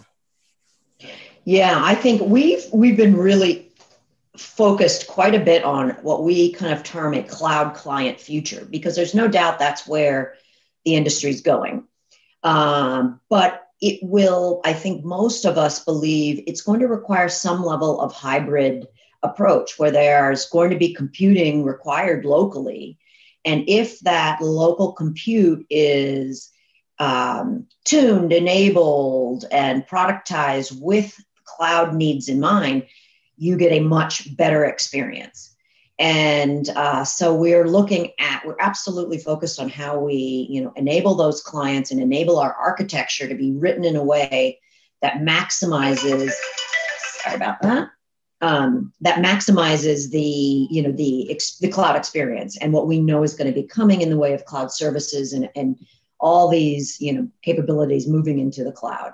So I think there's, again, even more of a need to have the depth of, silicon makers like Intel completely architecting with that in mind. And I think it's going to be a game changer in how we manage endpoints, how we keep the security at the highest point, and how do we move, for instance, one of the things we're looking at is, as we move to different parts of the architecture, utilizing hybrid cores and other things of that nature, how do you keep performance high as you traffic control, within that architecture, so that you keep your experience up, your security at its highest, while you're not letting that whole system get bogged down. So those are some of the things we're working on now. But the cloud's a great opportunity, I think, for everyone. And we're certainly headed there too. So you have probably gotten tired of dealing with this question in the last 18 months or so. But I mean, 18 months or so, there were some supply chain issues that you guys were dealing with. Is that all behind you at this point, or to the extent it isn't? I mean, is there any sort of update you can offer there? Yeah, no, we've really gotten, on top of what we think is just a huge demand. I think none of the industry predicted. Well, none of us predicted this pandemic, that's for sure. And, I think we all underestimated, the demand for PCs this year. So we're very confident and robust now in making sure that we stay ahead of that and continue to, again, innovate in ways that allow others to continue to scale with us up and down the stack. The area that none of us really planned for was the education surge. And that's very much based on the pandemic. And I think as an industry, none of us saw it coming. And that was an area that, admittedly caught us all by surprise. It's, growing in double digits. So, one of the things that we've been dedicating a lot of editorial attention to in ChannelPro this year, and will continue to do next year as well, is just writing about diversity in the IT industry and how we can go about increasing diversity in the IT industry. So I thought, as sort of a last question here, I would just ask you, as a woman who has done very, very well in this industry, if you have any thoughts for people in our audience who would like to increase the diversity of their employee base, or are women, for example, who are at an early stage in an IT career and thinking ahead about how to pursue it. I mean, any advice based on your experience about what people in the channel can do to get more women involved in the industry and retain the ones who do get involved? Yeah, I love that question, because I do think it's really important, and I do think it takes more than just backhanded thoughts. It takes real action, because there are barriers natural barriers in not only the IT industry, but particularly in the IT industry. I was very honored to be part of the Women of the Channel. There was a program that a few of us at Intel were awarded with, and I really do think that part of the answer is we all have to pay it forward. We all have to actively bring folks along with us. So on my staff, my staff is 50% female. We just did a webcast recently, and the 3 spokespeople in the webcast were all female. And, that got, for me, didn't think much about it, but it got lots of interesting emails and feedback, and from other women being proud to see that. And so I think there's something in there to, one, we all, not just women, but we all have to accept the fact that it's important to take a little extra time and energy to make sure that you're pulling folks up and with you. I think number 2, we have to recognize that we need to give women sometimes a little push to get on stage, or push to do these webcasts. Oftentimes in this virtual environment, I think it can be even harder for women who usually will not jump in or not talk over individuals. They tend to hold back and let others talk. These are generalizations, but they're proven to be accurate. And so we have to make sure that we're calling on, hey, what do you think? And what's your perspective on this? Or just a minute, I think somebody was ahead of you, and webcast, how we all become or Zoom or video collaborators. We have to be aware of drawing out the quieter ones, women or not. But I do think that there's some changes that are happening now, that we all need to just stop and be aware that our actions and our focus on this can make a difference in the small day-to-day ways, and then in structural ways. Structurally, Intel has taken a very strong and public, I don't know if you've seen our Rise 2030. We have internal goals that are, our compensation is tied to that we will meet some diversity and inclusion goals. And I'm so proud of that, because there's the day-to-day, and then there's the real structural. And I think we if we're going to succeed as an industry, we need that diversity of thought. So we've got to do both. That's good. It's good thoughts, and a good outlook there. I think we don't have any. Do you have any other questions left, like related questions? No. That was my list. You know what that means, because we have extra time, is that we have time. We could play a little game of 5 questions. Stephanie, are you aware of this particular game that we do? I'm not sure.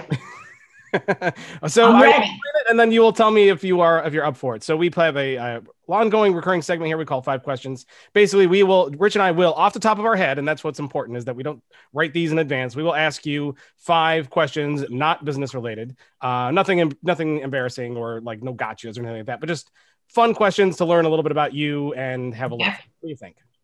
Love it. She's in. All right, Rich, she's in. 5 questions it is. Number 1 to you. So, Stephanie, you said you're in Oregon. You're in the Portland area? Yes, outside of Portland. And seeing, I don't know if you, on video, not everybody's watching video today, but I have sun in my eyes, which on December 14th is a rare blessing. So you're close enough to Portland, I trust, that you are familiar with Voodoo Donuts. Now, most of the people in the listenership aren't. So you'll have to quickly explain what Voodoo Donuts is, but then tell us, what is your favorite Voodoo Donut? Ooh, I have to say I've brought the kids there a few times. It's so Voodoo Donuts is, there's always a line. So when I bring the kids, which since we're not in Portland, it takes some arm twisting for me to actually agree to go through that, particularly if it's rainy or cold. And so in other words, Voodoo Donuts is more than just a popular spot. It's kind of a religion in Oregon. I have to say, now this will be sad, my kids will kill me, but I don't know if I have a favorite. Do you have one, Rich? I don't remember. I mean, they're all good. I don't really have a particular one. I couldn't come up with the exact name. And by the way, I have the exact same experience. Like anytime I go to Portland, I aspire to go to Voodoo Donuts, but then there's always the line, and it's like, well, maybe next time. And, yeah. But there was one that I got there that involved like chocolate and peanut butter, and pretty much anytime you combine those two things, donut or not, it's going to be thumbs up for me. So, but I don't remember what the name was. Yeah, I've got two favorites. Because I've been to the one in Portland, the original one. But there are actually opportunities to get Voodoo Donuts outside of Portland. I know there's one in Universal in Orlando. In there, I don't know if there's any other ones. I'm sure might be a couple other ones, but there's two that I will call out that are delicious. One, I don't know them by name, but the one that's like covered in Captain Crunch. Okay. Like that one is awesome. And then they also have one, it sounds weird and gross, but it's got like maple and bacon. Oh, yes. That's the famous one. Yeah, that one is like, I mean, I'm sure it's incredibly unhealthy. You were talking about exercise earlier. You need to have to run a mile after that one, but it was really, really good. So I like those. Actually, I think they might have that in Austin, because I feel like I had maybe that exact one in Austin, Texas, which, Latin barbecue. Yeah, you need to run a few laps. Yeah. So if you're ever in Portland, check out the original, but there is a line. But look, I'm sure there's some other opportunities for those who might be listening to grab one of those at some other spots around the country, probably like big touristy spots, like Universal, for example. All right, question number 2 to me. We're coming into the holidays. And, I don't know about you, Stephanie, but I like to relax over the holidays, especially on the weekends. And so what is the most important part of a pajama set to be nice and cozy? Is it the pants, the shirt, or the slippers? Oh, I would say the pants. And particularly after COVID, they need to be elastic. Is that fair anymore? Because now pajama pants are business attire. So no, they're just a little fuzzier, more flannelly sometimes. Yeah. So it's weird. I think, Rich, we're going to have to be trendsetters. Like now we wear our comfy clothes to work. And then on the weekend when we're relaxing in front of the fireplace, we'll have to put on like a 3-piece suit because we'll never get another opportunity to wear it again. Yeah. I am hugely overdressed, aren't I? I got to catch up with the times, man. Well, as long as we're talking holidays, Stephanie, what is your favorite holiday movie? Favorite holiday movie? It's the one where, you shot, careful, you're going to shoot your eye out, kid. And that's The Christmas Story. And we watch that every year. And I was always nervous it would give my son, the wrong message, but it's just so adorable. And I love that actor, and he does shoot his eye out, but it's not really, it's his glasses. And I just love that movie. So question 3B, did you get your son a Red Ryder BB gun? No, I'm not that stupid. That's awesome. All right, question number 4 to me. We were talking about cereal. What is your favorite breakfast cereal? Well, if I'm really being honest, not like what I eat all the time, but my favorite treat, and I do tell the kids that it's just a treat, but I do buy it more regularly than I should, is Lucky Charms. Well, that one's not so bad. There's little marshmallow sugar bombs everywhere. But they got ones that are like okay. So if you're going through the grocery store though, and you're going down the cereal aisle, to me, Lucky Charms is one of the healthier ones. Have you seen some of the stuff they have out now? That it's like there's one that's called Crave, and it's like a little wrapper of wheat, but inside it's basically like pure chocolate. And then they have a Dippin' Dots flavored one, which is like chocolate and vanilla. And what else? There's been some. Rich, do you buy a lot of cereal? Well, yes, but I buy it at Whole Foods. So I'm the guy who's buying. I'm borrowing the Patton Oswalt bit. I'm the guy buying Amaranth Flakes. The Dipping Dots stuff isn't available at where I shop. So, Stephanie, what is question 4B? What's the most egregious cereal you've seen? And I'm trying to think of one that I saw the other day. I'm like, how can people eat that for breakfast? It's basically dessert. Yeah. But I saw one of those too recently, and I'm trying to remember what it was. But it's funny you asked that, because I did think to myself, God, how could this industry have gotten even more like the candy aisle? But there was something almost, as you said, it was almost like brownie crunch.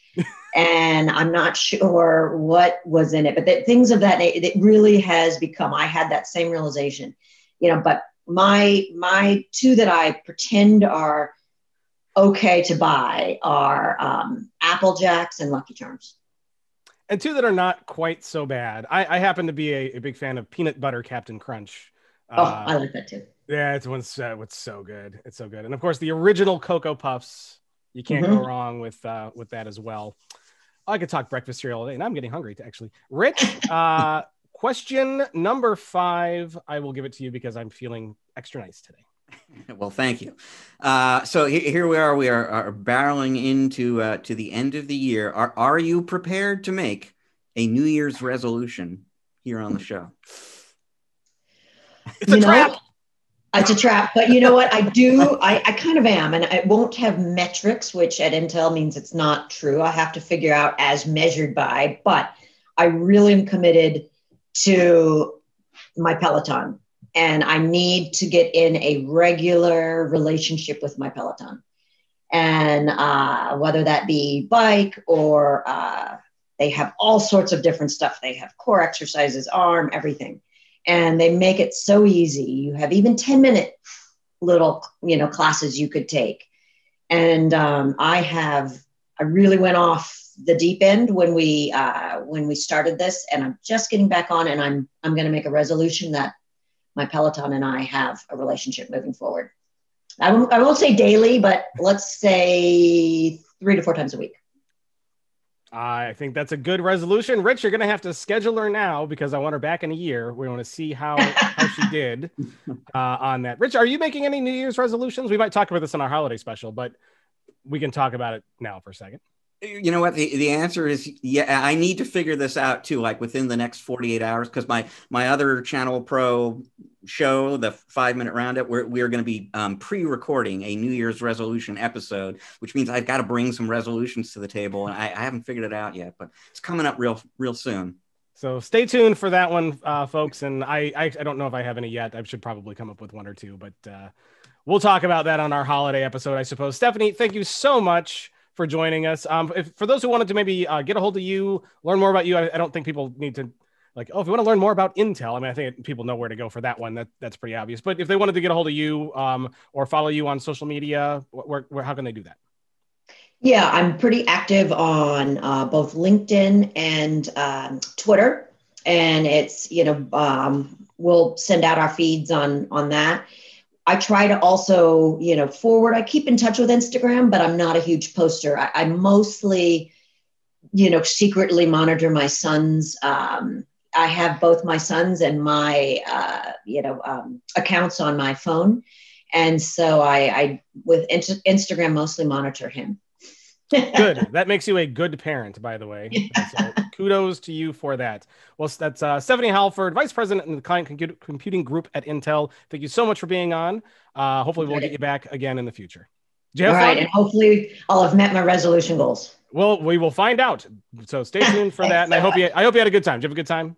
I loved it. It was great. Nice way to start my Monday. Fantastic. All right, folks. Well, we're going to take a short break. When we come back, we'll have our kind of wrap up. I think this is our last episode of the year, other than our holiday special, but last regular episode anyway. So we'll have a museum pick and a tech pick for you, and Rich will tell us what has been and what might be coming in the future. I guess he does not actually have a crystal ball. He's a big liar. So do you have how do you see into the future, Rich? How do you do this?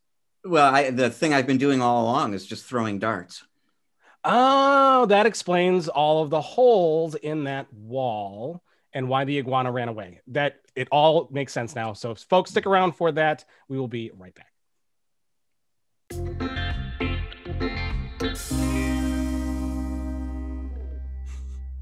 And we are back with part 3 of ChannelPro Weekly.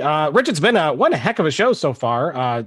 A great guest in the beginning, plus just an amazing interview with Stephanie Hallford. A very that's a pretty top person there at Intel. What are some of your takeaways from that interview? Well, the one thing that I will bring up actually is she was so interesting that she's coming back. She's coming back because actually off the air, after we concluded that interview, we were kind of talking about the fact that CES is coming up, and Intel, like everyone else in the hardware world, is going to have news at CES, which we will not even hint at right now. But she has agreed to come back on the show and talk a little bit about what Intel announces at CES. I'm sort of nailing down a date and a time with her on that right now this week. That'll be awesome. And that will be probably sometime in mid-January, I would assume that show will air. It will be yes, it'll be the week of CES, which is, I think, like January 11th to the 14th online this year. And I think the 14th is a Thursday. So probably the show that goes out on January 15th, if I'm getting this right, is the one that will include that. And some other CES news as well. I don't think we'll have interviews necessarily there, but I'm already hearing from the big hardware folks about what they've got coming next year. Yeah, and I believe we have a guest host lined up for that kind of CES special show that is shaping up. And who might that be, Rich? That will be our good friend Jeff Halash. Yay! I'll always love it when Jeff is on because he's a kind of a big hardware junkie like me. So he and I are on the same brain wavelength. And that is exactly why you got to come on this show, because we're going to be talking about all sorts of new hardware. And I'm the wrong guy to have that conversation with. But having both of you guys there, that's going to be great. That is going to be good stuff. Well, awesome. Looking forward to that. I also believe Jeff is going to make an appearance on our New Year's special edition episode that we teased at the beginning of the show. So look for him there as well. Exciting stuff in the world of ChannelPro, Rich. Exciting stuff. All right. Why don't we move on to our museum pick? So I do have a museum pick for you this week. And Rich, don't laugh. I grabbed something, and I'm not sure we've ever actually talked about this particular piece of hardware. And I have lots of old ones of these. I kind of grabbed one that I know it's probably been sitting in that drawer for 15 years. So it's old in the sense, although it's still perfectly usable to this day. But these are an underappreciated thing in computers. If you're a system builder, or if you're designing hardware, what is like the one thing you have to make sure happens, Rich? That you've got power.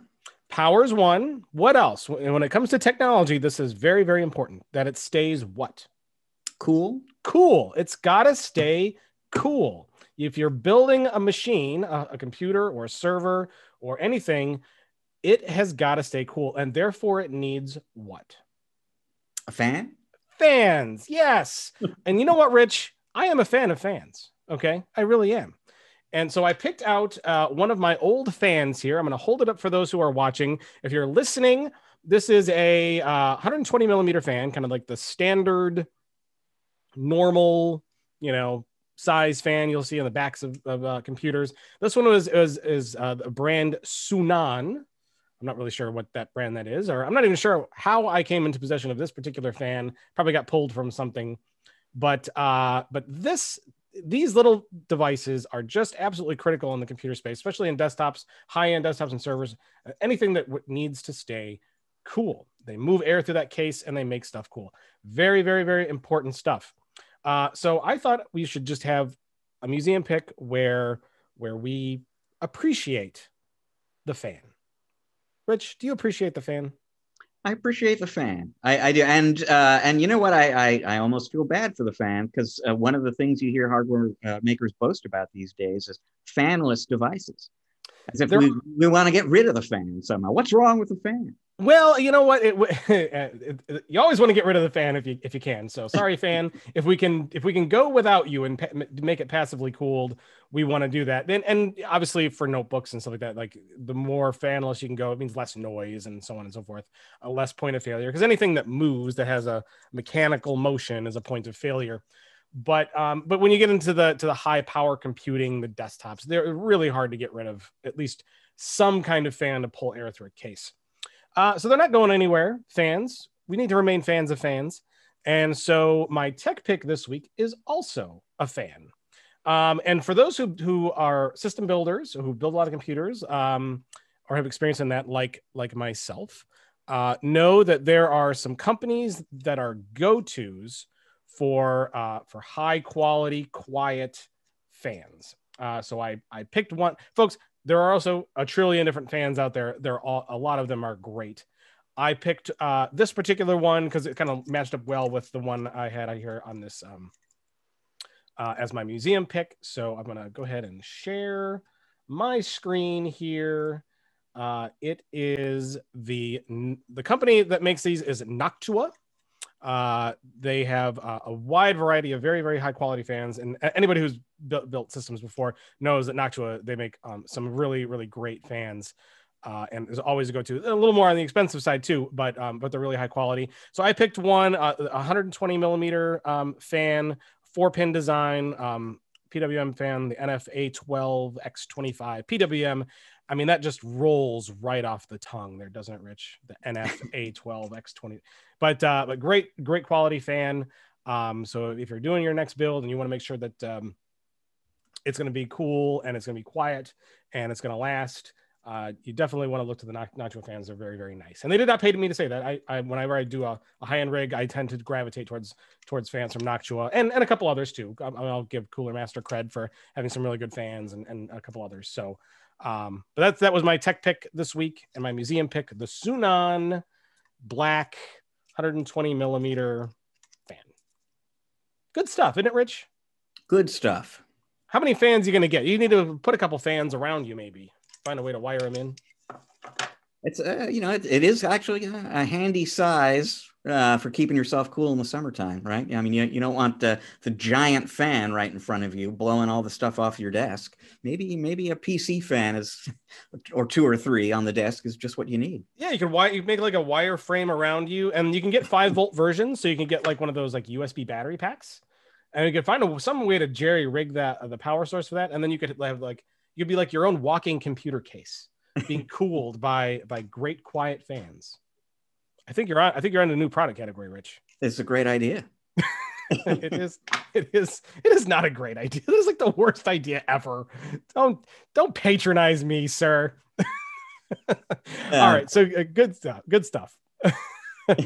We're gonna move on here. Rich, you are known for looking back and telling us what we might have missed in the week, thanks to Mr. James Gaskin. So why don't you go through that and then look ahead to what we might be seeing in the future, including a week where there's no ChannelPro Weekly, I have to say. But I'll let you talk about that. Exactly. Yeah. Well, if you want to know all about what happened in the week that was, items that we haven't already talked about on this podcast, for example, then the great thing to do is go to the ChannelProNetwork.com webpage every Friday and take a look at our weekly In Case You Missed It post, which our own James Gaskin writes. He rounds up news from the industry. This week, he's going to be talking about more news from Amazon Web Services and more news from Amazon Web Services. Haven't we been doing this for 2 weeks already? Well, they took their reInvent conference, which is normally a few days in person, and they turned it into a 3-week online conference. So there is one final wave of news from reInvent this week, mostly around IoT. There's some new file storage security software, a cloud file storage security software, significantly from Trend Micro, some new functionality for BitTitan's very popular Migration Wiz cloud migration system. And James will be telling us a little bit about a new world record for the most porta potties singing Christmas carols. One of those, can't make this stuff up, I'll just leave it there. There has been a new high watermark set for porta potties singing Christmas carols simultaneously. James will tell you all about that. Coming up next week, let's face it, not a whole bunch. It's going to be a quiet week in the industry with the holiday.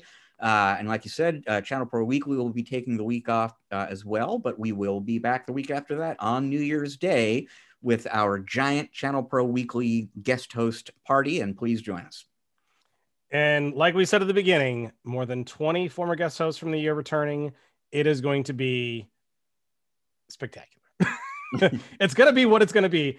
Chaotic might also be a word to describe it, but I think it's going to be a lot of fun. And I think everyone's going to really, really enjoy it.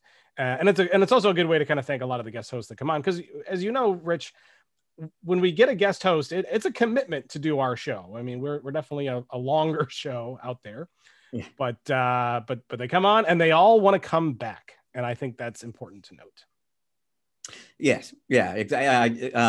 So, like you said, a longer show, it's a 2-hour recording window, and these are very busy people. So I'm always really appreciative that they want to do it, and then relieved, if nothing else, that they enjoyed it and might actually like to do it again afterwards. Because we did take up some of their time. We did. But we always hear a common phrase after, which is what, Rich? It was fun. It was fun. Yeah, we hear that. That is the response we get the most. It's like, that was a lot of fun. And we hope you think it's a lot of fun too. Our last show, official show here in 2020. A big thanks to our listening and viewing audience. We really, really do appreciate you. And we'll talk about a little of this on the New Year's special that we do. But this has been a very good year for ChannelPro Weekly. Our audience has grown significantly. We are in more places for you to listen and to watch. In fact, you can now find us in Audible as well as Amazon Music. So we are in those services now as well. So make sure you go and leave a comment, and a good rating always goes to help us. We do appreciate you. We hope you are as glad as we are that 2020 is coming to an end, and that 2021 is on the horizon. And hopefully we think that the first part of it's going to have that 2020 taste. But hopefully as we get towards the middle and end of it, it'll be smooth sailing from there, and you can join us week after week here at ChannelPro Weekly, where we will talk and live it all together. So anything else, Rich, before we wrap up? I always feel like I'm forgetting something. Just good fortune, good health in 2021, and happy holidays, everybody. Yeah, whatever holiday it is you celebrate, make sure it's a good one, and take the week off, enjoy, and we will be back New Year's Day. You won't want to miss it. ChannelPro Weekly is the show. Subscribe to us basically, unless there's some that I don't know about, everywhere podcasts are found. Audible, Amazon Music, Spotify, Stitcher, Google Podcasts, Apple Podcasts, everywhere you can think of. Subscribe. ChannelProNetwork.com. Oh, and of course, we love our YouTube audience. We actually have some interesting ideas for our YouTube audience, so we'll talk about those in the next year to come. But we love our YouTube audience. Please subscribe to us there if you like to watch along. Hit the red subscribe button and then the bell so you get the notifications. Do that, and then you'll get us. You'll get it all. And subscribe to on your phone too, so that way you can take us on the go. ChannelProNetwork.com is the website. Go there each and every day for the latest news, articles, white papers, podcasts, downloads, all great stuff that helps you improve your business, whether that's staying on top of what's going on, or getting sound professional advice from folks on HR, marketing, products and services that you should be doing, ways you should be running your business. It's all there, and it's a never-ending flow. Every day, go there and check it out. Make it your homepage. Every time you open your web browser, ChannelProNetwork.com should be the first thing that you see. If you want to communicate with us, podcast@ChannelProNetwork.com is our email address. Make sure you email us and tell us your comments, thoughts, ideas for the show, things you want us to talk about, things you just want Rich to say, because Rich has promised in the past that if you say, like, make Rich say blah, he'll say blah, as long as it's like not something we have to censor, like this is a family show, but he will say it. So anything you want Rich to say, send it in, podcast@ChannelProNetwork.com, or leave a comment on YouTube or any of the services. We're at ChannelPro SMB on Twitter. We're ChannelPro Network on LinkedIn and Facebook. So follow us on all of those and reach out to us there, and email us. I gave you the email address, and yeah, that's it, Rich. I don't know what else to say. If you can't follow us based on all that stuff I just said, I don't know how to help them. Rich is speechless for once. He has no idea what to say. I mean, what more can be said? Yeah, no, there's no shortage of ways to follow or reach us, folks. Yeah, and Rich, if they wanted to follow you on the Twitters, where would they do that? They would go to @RichFree. And I am at Matt Whitlock on Twitter. Feel free to follow me. I don't post a lot, but if I ever do, you'll want to read it. So definitely follow us there. And again, a big thanks to our listening audience. Big thanks to Angel Rojas, guest host today, and a big thanks to Stephanie Hallford, who we'll be seeing in the very, very near future. Looking forward to that. Have a great holiday week, and we will see you all in our special edition episode on New Year's Day. Take care.